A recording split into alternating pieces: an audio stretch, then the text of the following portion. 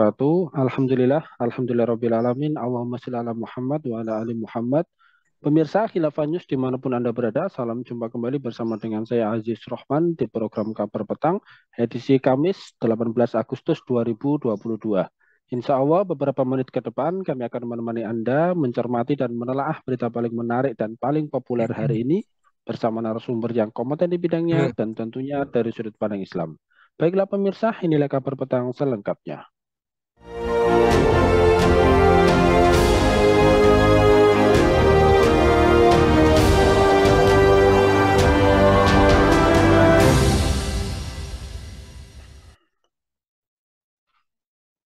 Pemirsa, Reza Indragiri selaku psikolog forensik mengaku sependapat dengan pernyataan Mahfud MD terkait istilah psikohierarki dan psikopolitik dalam menangani kasus Brigadir J. Menurutnya, kedua istilah tersebut mengingatkannya pada istilah code of silence atau kode senyap, yaitu subkultur menyimpang yang cenderung dilakukan oleh sesama anggota polisi untuk menutup-nutupi suatu kesalahan yang dilakukan. Reza juga mengatakan hal seperti ini bahkan sudah menjadi fenomena di institusi kepolisian. Menurutnya, itu merupakan tantangan besar bagi Kapolri Jenderal Listio Sigit Prabowo dalam meningkatkan solidaritas internal organisasi Polri.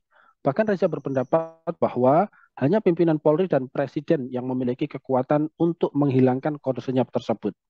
Nah, pemirsa, apakah bentuk-bentuk kode senyap di tubuh Polri? Apakah kode senyap adalah bagian dari subkultur menyimpang personel polisi, dan apakah oknum saling melindungi padahal sudah terbukti salah tergolong praktek geng mafia di tubuh kepolisian? Pemirsa, untuk membahasnya kami telah terhubung dengan Bung Saiful dari Indonesia Justice Monitor. Kita sapa dulu beliau. Assalamualaikum warahmatullahi wabarakatuh, Bung Saiful. Waalaikumsalam warahmatullahi wabarakatuh. Alhamdulillah, bagaimana nih kabarnya nih Bung Saiful? Sehat, Bung? Ya, alhamdulillah sehat di khairin. Alhamdulillah. Alhamdulillah. Baik, Bung, langsung saja menyikapi terkait dengan kasus kematian Brigadir J. Menurut pandangan Anda ini, Bung Saiful, uh, apakah di dalam kasus kematian Brigadir J ini terdapat indikasi code of silence? Dan jika memang ada, ini kira-kira seperti apa bentuknya ini? Mohon penjelasan. Ya, baik. Terima kasih para pemirsa di mana saja berada. Alhamdulillah kita berjumpa lagi. Saya kira kalau kita mencermati kembali kasus tewasnya Brigadir Joshua Huta Barat atau disingkat dengan Brigadir J. Ini kan kalau kita lihat peristiwa hukumnya atau kejadian kasusnya ini kan rentang waktunya sudah cukup lama. Autopsinya kan sudah lama dilakukan, ya sudah pada tahap autopsi yang kedua dan ini indikasi pembuktian terjadinya tindak pidana bahwa Brigadir Joshua Huta Barat itu adalah tewas terbunuh dan kemudian Kapolri menyatakan tersangka Irjen Polisi Freddy Sambo sebagai tersangka. Nah, persoalannya kasus ini kan belum diproses sampai hari ini. Artinya belum diproses sampai pada tahap di kejaksaan dan sampai di persidangan. Padahal ini kan sudah lama. Jadi menurut pendapat saya, kalau mengutip apa yang dikatakan oleh Profesor Mahfud MD tentang di kasus ini terjadinya code of silence atau kode senyap. Nah, saya kira ini bisa dikatakan demikian karena kok peristiwa ini, kasus ini terlalu lama ditangani, agak lama kan ini kan saya kira kalau kasus ini kan tidak begitu lama untuk ditangani untuk apalagi tersangkanya kan sudah terlihat. Makanya ada indikasi demikian adanya saling melindungi ya. Ya konon kabarnya begitu di tubuh kepolisian berarti indikasi code of silence atau kode senyap itu ya itu bisa dibuktikan demikian. Saya kira begitu. Ya, baik, Bung. Kalau kita melihat terkait dengan hal tersebut dan apa yang terjadi di kepolisian selama ini, apakah fenomena kode senyap ini marak terjadi di berbagai institusi kepolisian dan jika ini memang terjadi, kira-kira dampaknya seperti apa? Apakah kode senyap adalah bagian dari subkultur menyimpang personel kepolisian atau seperti apa menurut Anda? Iya, saya kira kalau kita melihat kasus tewasnya Brigadir Joshua Huta Barat ini kan saya bisa mengatakan sebagai puncak gunung es atau fenomena gunung es. Jadi yang tampak ini adalah kasus tewasnya Brigadir Joshua Huta Barat itu kan yang sudah menjadi pada titik kulminasi yang tampak di permukaan yang kelihatan di publik. Tapi saya kira ada banyak kasus-kasus serupa yang terjadi di tubuh kepolisian yang juga melibatkan aparat kepolisian, di mana ada kasus-kasus yang terbukti itu banyak terlibat anggota kepolisian. Misalnya saya kasih contoh, ya di kota saya ini di Sulawesi Tenggara ada dua yang tewas, mahasiswa Universitas Alwayo yang tewas. Yang sampai hari ini kasusnya ini masih mengendap, masih belum jelas, belum terang siapa sebenarnya yang melakukan, siapa oknum kepolisian yang melakukan penembakan dan bagaimana kasusnya. Dan masih banyak kasus-kasus yang lain, saya kira ini yang belum terendus oleh publik dan belum terbuka. Misalnya ada kasus ada kasus seorang tersangka yang mati di tahanan polisi. Itu ada yang tidak bisa ada, saya tidak sebutkan lagi namanya. Itu kan ada banyak kasus-kasus demikian. Ini menunjukkan bahwa budaya atau kultur kekerasan itu ya sepertinya itu menghinggap di tubuh kepolisian, dan ini cenderung ditutup-tutupi. Dan ini karena cenderung ditutup-tutupi, ini membuktikan apa yang dikatakan oleh Profesor Mahfud MD, bahwa sesungguhnya itu terjadi yang namanya kode senyap atau code of silence. Jadi apa dampaknya? Ya, kalau ditanyakan apa dampaknya, ya ini saya kira dampaknya sangat serius, sangat krusial dan sangat membahayakan bagi penegakan hukum pidana di negara kita. Karena begini, kan kita sudah paham bahwa garda terdepan terhadap penegakan hukum pidana yang ada di negara kita ini, di Indonesia ini, di tanah air kita ini, itu adalah pihak kepolisian.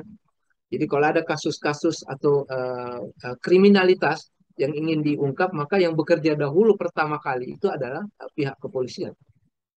Ya, yang ini yang jadi parahnya ini begini, ketika kasus-kasus itu terjadi menimpa oknum kepolisian itu sendiri, itu cenderung ditutup-tutupi, padahal seharusnya tidak boleh demikian. Nah, inilah kalau ini terus-menerus dibiarkan, kekhawatiran saya nanti diindikasikan di tubuh kepolisian itu akan terjadi yang disebut dengan mafia, sebagaimana marak hari ini dituding ke tubuh kepolisian. Terjadinya berbagai mafia. Artinya mafia yang saya maksud di sini adalah mafia yang menyembunyikan kasus-kasus tertentu karena untuk melindungi kepentingan-kepentingan tertentu, terutama di tubuh kepolisian. Ini kalau dibiarkan sangat membahayakan dampaknya, sakit. Demikian.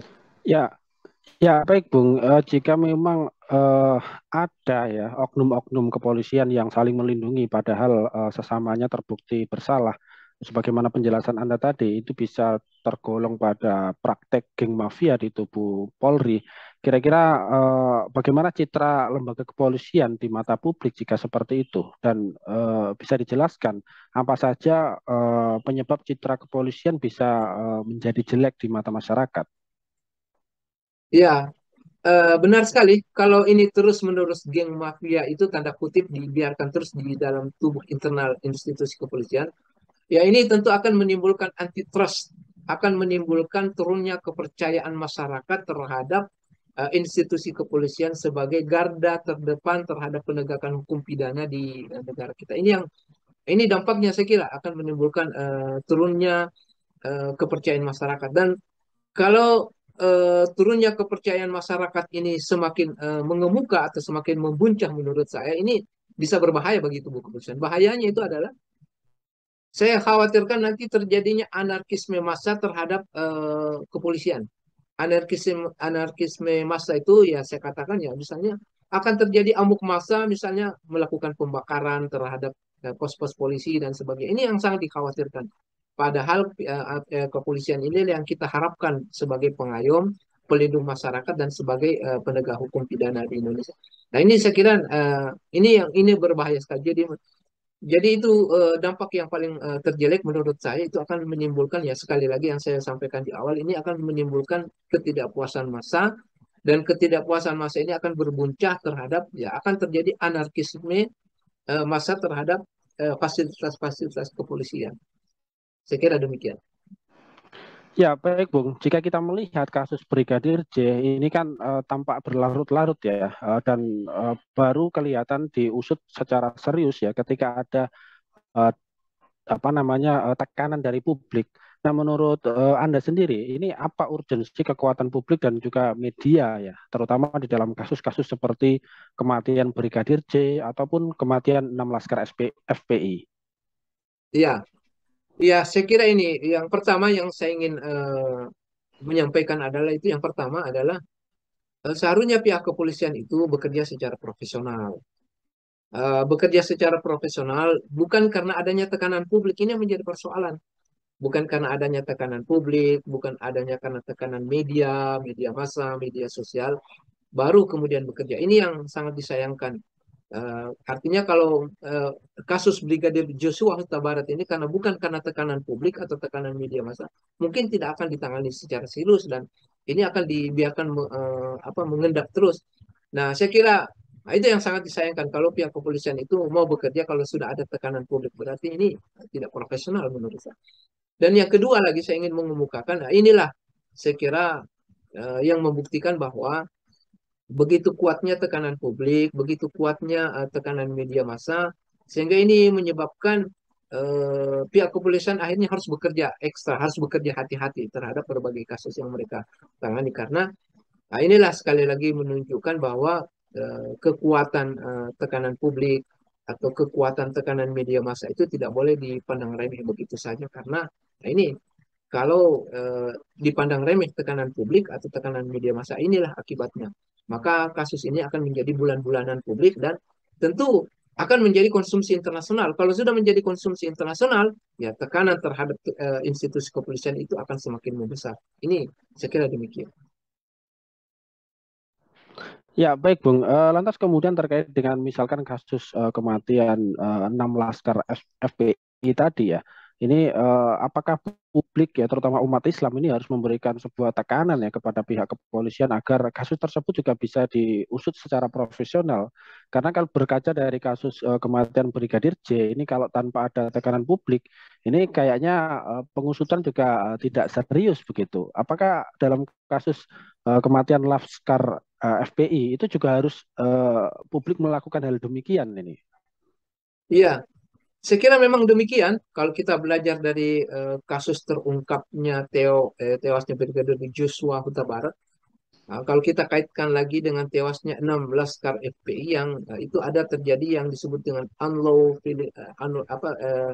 terjadinya pembunuhan yang di luar prosedur hukum. Ya, saya kira umat Islam ini harus memberikan tekanan publik yang sedemikian kuat terhadap institusi penegak hukum. Kalau perlu memberikan tekanan yang begitu kuat terhadap petinggi negara ini supaya lebih serius menyikapi kasus tewasnya 16 Laskar FPI. Karena bagaimanapun juga tewasnya 16 Laskar FPI ini kan terkait dengan umat Islam.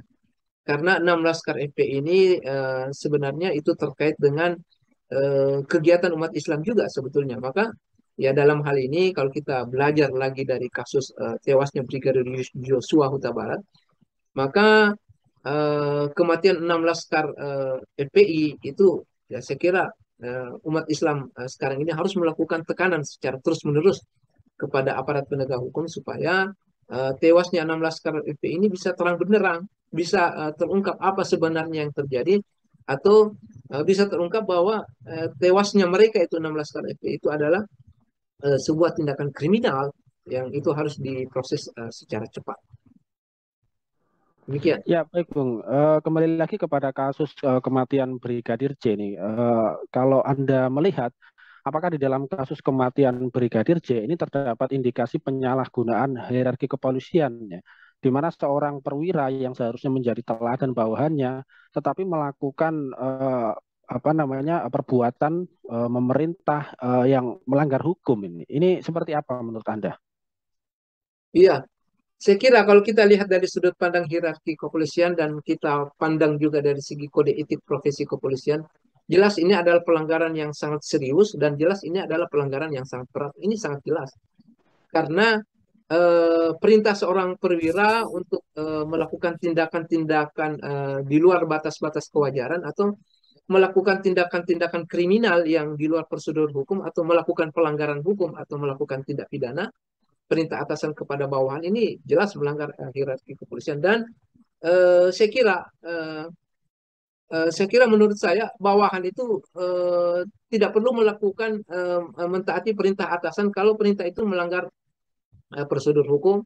Kalau perintah itu adalah sebuah tindakan kriminal, kalau perintah itu adalah pelanggaran tidak pidana. Saya kira bagi seorang bawahan itu tidak perlu taat kepada perintah atasan karena ini jelas adalah pelanggaran kode etik kepolisian dan pelanggaran secara hierarkis kepolisian dan itu tidak boleh dilakukan. Jadi saya kira ini perlu menjadi perhatian serius bagi aparat kepolisian, juga harus menjadi perhatian serius bagi Komisi Kepolisian Nasional Indonesia agar ini menjaga semua ini, agar atasan itu atau perwira ketika memberikan perintah kepada bawahannya itu harusnya perintah-perintah yang terukur, itu perintah-perintah yang profesional, itu perintah-perintah yang dalam rangka adalah dalam rangka penegakan hukum pidana, bukan karena perintah itu adalah karena perintah egoisme sang perwira atau bukan karena perintah itu adalah karena perintah sebuah pelanggaran tindak pidana. Saya kira demikian penegasan dari saya. Terima kasih. Ya, baik. Terakhir ini Bung Saiful, Ya, jika kita melihat berbagai macam apa yang terjadi di tubuh kepolisian dan juga pendapat publik ya terhadap kinerja kepolisian, kira-kira bagaimana cara untuk mengembalikan kepercayaan publik pada institusi Polri sebagai aparat penegak hukum? Ini kepolisian harus melakukan hal seperti apa ini? iya, saya kira ini penting sekali karena kita melihat maraknya berbagai kasus yang terjadi di internal kepolisian yang kasus-kasus itu kebanyakan melibatkan internal oknum dari kepolisian dan ini menyebabkan kepolisian itu bertindak secara profesional. Jadi saya kira ada strategi-strategi yang harus dilakukan. Yang pertama adalah pengawasan terhadap kinerja kepolisian. Jadi kinerja kepolisian itu sebenarnya tidak hanya melibatkan dari selama ini kan Komisi Kepolisian Nasional, kemudian apalagi lembaga kepolisian. Nah, itu kan selama ini yang dilibatkan, tapi itu ternyata tidak efektif.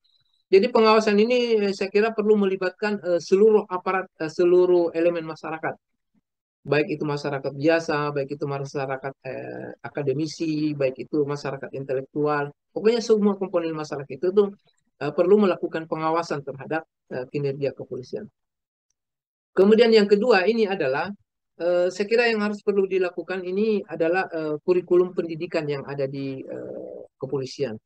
Selama ini kurikulum pendidikan di kepolisian ini yang menurut saya yang kalau saya lihat dari beberapa rujukan dan beberapa pendapat tentang kurikulum pendidikan yang ada di kepolisian, nilai-nilai spiritual dan nilai-nilai religiusitas ini yang masih kurang dikedepankan.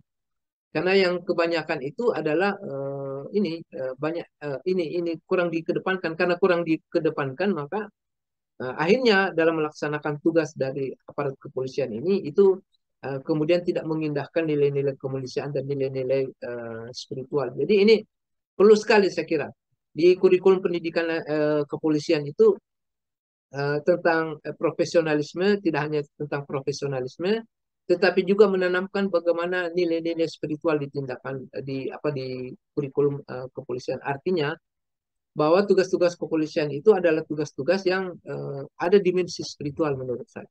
Ada dimensi spiritual bahwa ya tentunya di tubuh kepolisian kan itu sebagian besar kalau di negara kita kan adalah Muslim. Artinya mereka harus menyadari bahwa apa yang mereka lakukan itu kelak akan dimintai pertanggungjawaban di akhirat kelak. Ini yang penting. Sehingga mereka itu bekerja tidak hanya karena semata-mata kepentingan yang sifatnya materialistik. Ini yang perlu ditangani, saya kira. Nah, itu. Kemudian terakhir, yang ketiga, apa yang harus dilakukan? Saya kira ini terkait dengan sistem. Sistem hari ini kalau kita lihat itu, sistem kehidupan kita dan tatanan masyarakat kenegaraan kita dan masyarakat kita ini adalah materialistik dan pragmatis, hedonis. Nah, ini.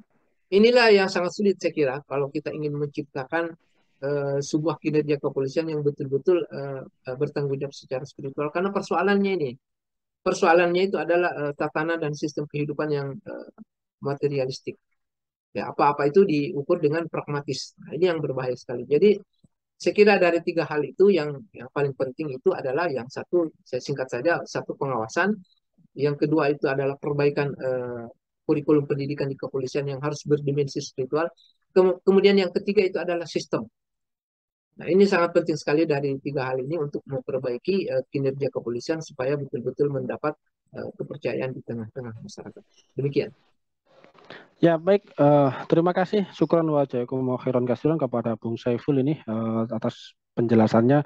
Semoga masukan-masukan dari Anda tadi ya kepada pihak kepolisian bisa diterima dan juga pihak kepolisian bisa memperbaiki diri ya, agar menciptakan hukum yang adil dan tentunya bisa menghukum siapa saja yang melakukan tindak kejahatan. Terima kasih Bung Saiful telah hadir di Kabar Petang pada edisi kali ini. Insya Allah nanti kita ketemu lagi di lain waktu dan lain kesempatan. Semoga Anda dan keluarga sehat selalu dalam lindungan Allah Subhanahu wa taala. Assalamualaikum warahmatullahi wabarakatuh, Bung Saiful. Waalaikumsalam warahmatullahi wabarakatuh. Baik pemirsa, demikianlah Kabar Petang pada edisi kali ini. Semoga Anda mendapatkan banyak manfaat dari acara kami. Jangan lupa saksikan kami besok di jam dan channel yang sama dan jangan lupa juga subscribe serta klik tekan tombol loncengnya agar tidak ketinggalan update terbaru dari Khilafah News karena hanya di sinilah Anda akan mendapatkan informasi aktual, terpopuler, dan tentunya dari sudut pandang Islam. Akhirnya saya Aziz Rahman beserta seluruh kru yang bertugas undur diri. Wassalamualaikum warahmatullahi wabarakatuh. Waalaikumsalam. Ya, baik Mas.